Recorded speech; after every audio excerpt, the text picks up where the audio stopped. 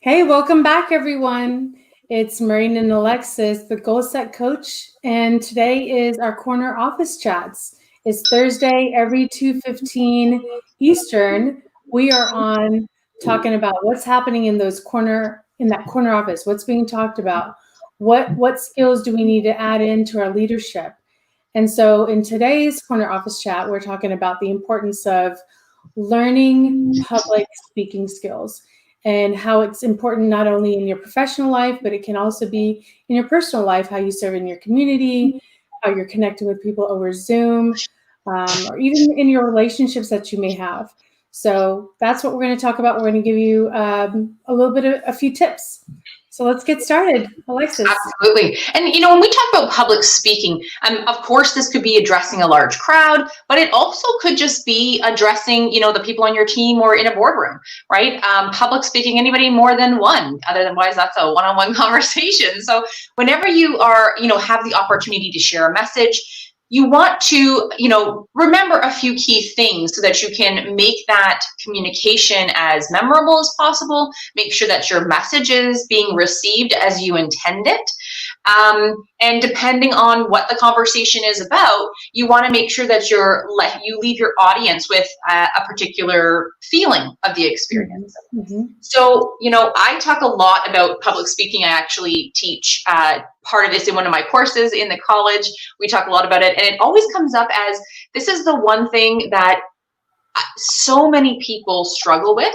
And when we talk about fears and those top 10 fear lists, public speaking has been at number one for as long as I've been teaching, which goes back to 2008 I started. So I remember using that stat back then.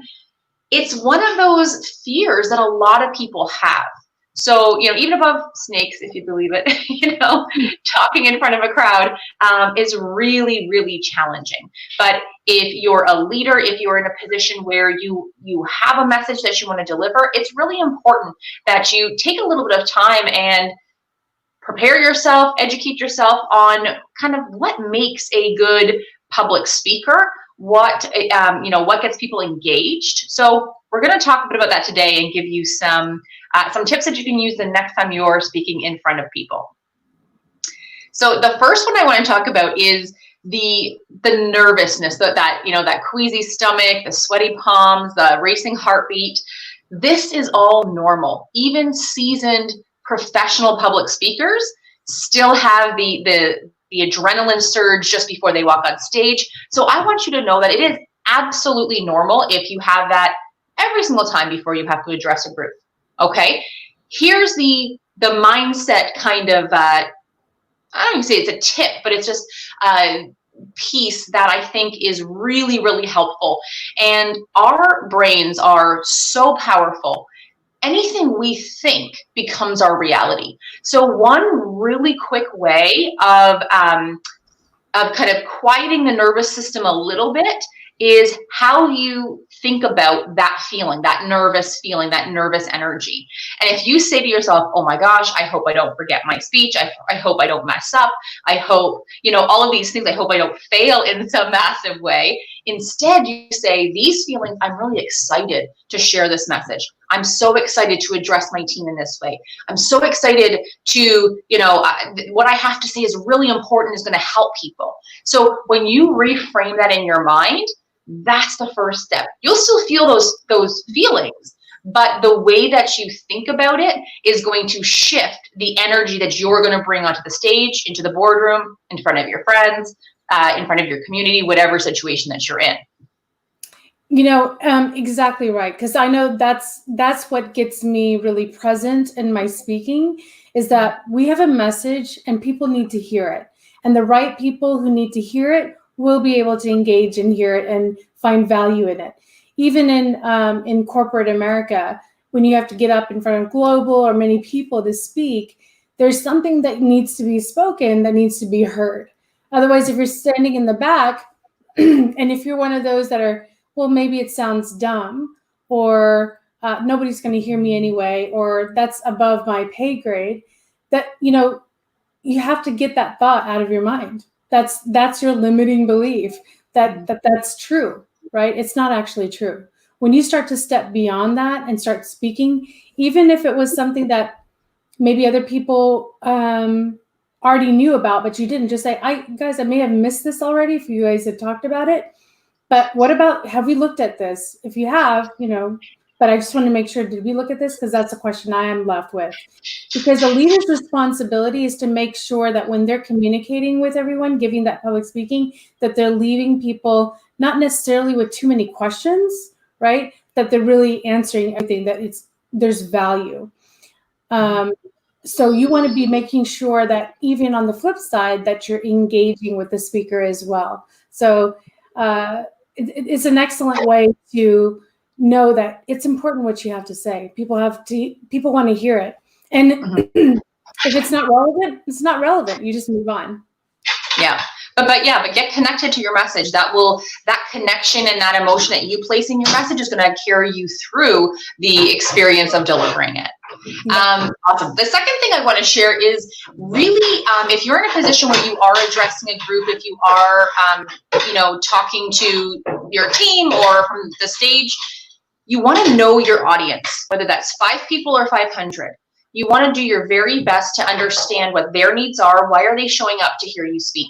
If they have to because it's their job, right?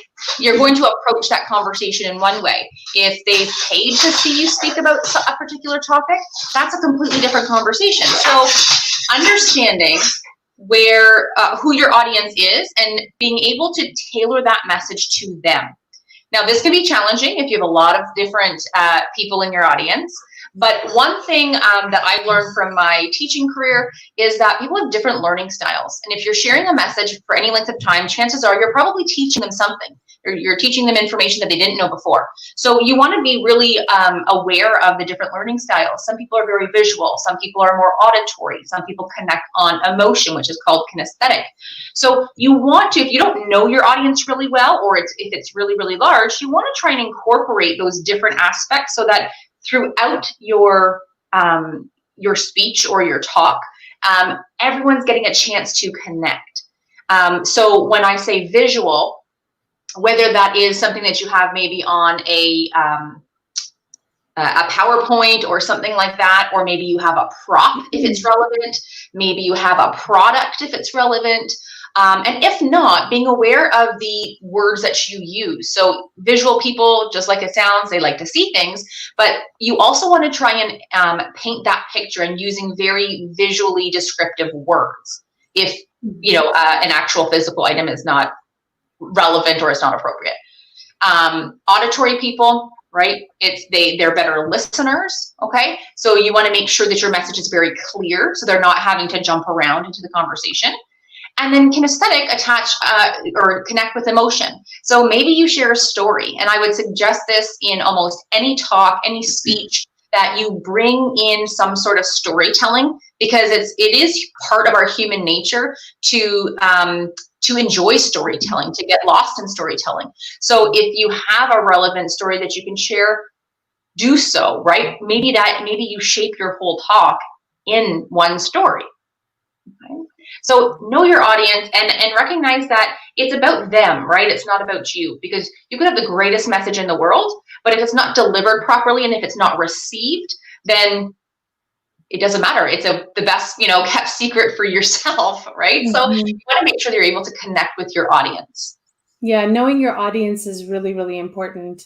And in your professional career, if there's ever a time where you're not really sure, make sure that you've got the team around you that can double check. Like, you can say, guys, this is what we're going to be going through at tomorrow's meeting. Do you see anything missing? Do you know anything that out there that we need to address that's not on this agenda to talk about? So always check in, and with your community or people who are going to be attending. It's always great to take a little bit of a survey of what is it that they're dealing and what are their expectations, right? If you didn't lay out an agenda and that's how they came in, they just gave a topic, it wouldn't hurt to take a few polls to find out what it is that they really are expecting. Why did they join? What enticed them to come to your speaking event, if that's what it is, or, in your team, you want to make sure that they are all aligned with what you're going to be speaking about. If it's talking to your company or your group of people. Absolutely. And, on the note of about feedback, you can also watch for feedback as you're delivering your talk, right? How are people reacting? Are they listening? Are they making eye contact? Are they looking away? Getting some of that feedback. This is a little more challenging if you're brand new to public speaking, because you're probably just trying to remember what it is you want to say.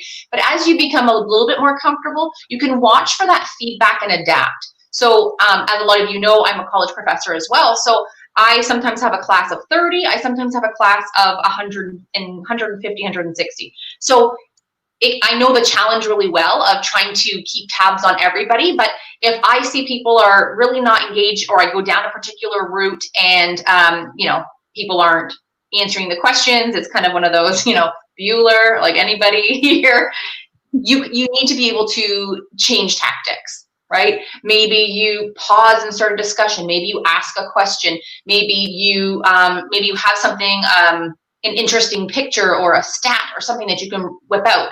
You have to know. It goes back to knowing your audience as well. What's going to maybe trigger them in a positive way? What's going to engage them? So you have a few tools up your sleeve if your original plan didn't pan out as you hoped. The other tip that I have for you in terms of improving your public speaking skills, and I know that nobody is going to like this one, I particularly hate this one. If you have a big talk coming up, a big presentation at work, video yourself and watch it back. Ugh, I know everyone just like cringe. It's awful. It's terrible. But you can learn so much about yourself that you never knew.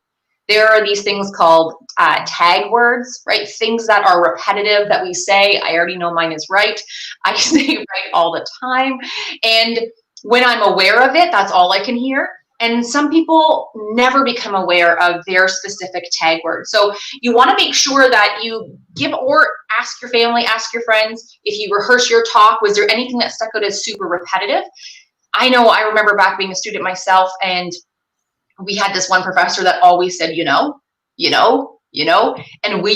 was a game. We used to like bet before the class started how many times he would say, and honestly, I think it was an anthropology. I can't even remember the course. That's how much I didn't pay attention, but I do remember him. I do remember playing that game, but not obviously the intended message that was meant. So figuring out what that is for yourself. And sometimes it's not the ums or the uhs. Those things happen. You want to try your very best to reduce them because they can be distracting. But there could be something that you say at the end of a sentence, at the end of when you talk for a little while, you might say something. Figure out what that is and then just try to reduce it. Most often you're not going to completely eliminate it, but if you can reduce the amount of times you say it, then hopefully people won't be betting on how many times you are. Right. And, when you're looking back at yourself, get over the fact that you don't like your voice or the way that you move, or, like I say, I don't like how, I'm not going to say it. If I say it, you guys are all going to watch it. There's certain things that I do that when I watch the replays, I'm like, oh my gosh, I can't believe I do that. But that's not the point. People are there to listen to your message. You're the only one that's being really critical of the way you look or the way you sound. It's really the message and how you are speaking it out there, what words you're using, and how intentional you are, bringing in clarity, intention, purpose, and connecting with the audience. That's the most important thing. And that actually will show and be felt even through video. Absolutely. And, it comes down to preparation. And this is one of those things where preparation is half the battle. All of these tips that we could give you, I could give you a ton more. They're little things that are going to kind of do that like 1% or a 0.5% better. But the more prepared you are, even if it is only a 10-minute address to your team or a 15-minute presentation at work, by making sure that you are extremely prepared can cut those nerves down. It may not eliminate them, but it'll definitely cut them down because you are now coming into it as, I've got this. I prepared, I studied, I know exactly what I want to say. And also, if you get thrown off, right? If you get somebody asks you a question and it kind of throws you off track, or somebody's totally not paying attention and they're on their phone and all you can do is see that and get distracted. If you haven't prepared, that could easily just spiral and you can't get it back. You can't bring it back. Never memorize a speech, right? You want to work from an outline as opposed to like writing something, reading it and memorizing it for that reason. So you really want to make sure that you prepare, practice like as many times as you can, depending on the importance, of course, of the speaking event, of speaking engagement. But that is probably the timeless tip that truly like holds all the marbles, is making sure that you are super prepared, because you have all of that to fall back on. Even if the outline, fails, or if the engagement fails at that point, you can pivot and grab another piece of information that you've got up here because you've prepared and you have that at your disposal. And should you get spiraled and totally disconnected and completely lose it, be authentic about it. Just say, whoops, I lost my train of thought. Give me a minute to gather. Or are there any questions out there? Let me take a pause here and ask questions, and make sure you're engaging with them. Connect with them when they're asking those questions. Get back on track with them. It'll start to come back to you, because 9 out of 10 times, the reason why you spiraled is you're not connected anymore. You're in your head. So get out and be with the audience and let them participate. That'll help you get back on track. That's a tip. Absolutely. Yeah, have your stall tactics. If you need a few minutes to collect your thoughts, because you've gotten thrown off. Have a question, have a point of discussion, or be like, maybe you walk them through something if it's close your eyes and imagine what this would look like. And then you could give them 10 seconds and in your head, you're scrambling, what was my next point? But it gives you that time to just jump back in, right? And then I got just sort of a really tactical tip for you guys. If you are asked to speak, and you don't have a ton of time to prepare, make sure that your opening and your closing, that you nail it, right? Have something really interesting to kick off the presentation. Maybe it's a joke, maybe it's a really shocking statistic. Maybe it's a really quick, emotional story, something to grab their attention right away. And then maybe that power line that you deliver at the very end, instead of just, thanks very much for listening to me, have something that ties your whole talk together with a really powerful line at the end. Because the way human memory works, we remember the beginning and the end way more than we remember the middle. So you could totally screw up in the middle, be like, oh, I lost my train of thought. But if you start and end it on a powerful, solid note, when they leave 15 minutes later, the next day, they're like, that was a really good talk. That was a really great speech. So you want to nail the opening, nail the closing, prepare as much as you can for the middle, but don't get hung up on the middle, because chances are people won't remember, right? Think about phone numbers from when you were a kid. You remember the first 3 digits and you typically will remember the last 4. And you're like, what were those 3 in the middle, right? It's just the way human memory works. So use that to your advantage. And if you only have a limited amount of time, if hopefully it's in your wheelhouse, it's your expertise, so you can maybe freely speak to it, nail that opening, nail that closing. This also circles back to your being clear and intentional, coming in with your purpose and what it is that you want to speak about. And so it's not only just public speaking in front of a mass audience, but also think about in your corporate, when you're picking up the phone, you're talking to your team members or a colleague or a peer, whoever it is, that a manager or leader, how are you leaving them? Are you connecting with them with setting your intentions of why you're having the call, why you called them, and then at the end, just connecting and saying, appreciating them, acknowledging them, thank you for taking the time, thank you for the direction you gave me, or is there anything else, or asking about their personal life. So what are your plans for the holidays? Just leaving it that, so that at that note, you're also leaving them feeling with a different kind of energy, like a good energy. You don't want to be left like, well, this was terrible and I don't want this happening, blah, blah, blah. Those things we're going to complain. We're going to have those, things that come up, the negative, but try and turn that over to something positive. Well, now that we know that this is not what we want, we should have our next discussion about what it is that we do want. Let's bring that to the table. And then you leave people feeling more generative, like to that next level. So be intentional with how you're speaking when you come in, and then how you leave people. So really great. Absolutely. And just on that note with intention, it's really great to take that, a few minutes before you even dive into your preparation. It can help guide how much you need to prepare. What is the purpose of this talk? Is it simply to relay information, right? Are you trying to convince them of something or influence them in some way, right? Because those are two very different discussions. So being really intentional about that, that communication is really key to setting yourself up for success, especially when it comes to public speaking. If you're simply relaying information, right, it's a different way of, I guess, preparing. You want to make sure that you have things that maybe back up what you're saying. If it's just sort of systems and guidelines, you want to make sure that you're able to communicate it in the most clear way so that they leave and they understand exactly what they have to do. If you're trying to influence somebody or convince somebody, sorry, I said that backwards. You're going to want to have that social proof or data to back up what you're saying if you're trying to sway them in a particular direction. Mm-hmm. But there's so many opportunities to public speak.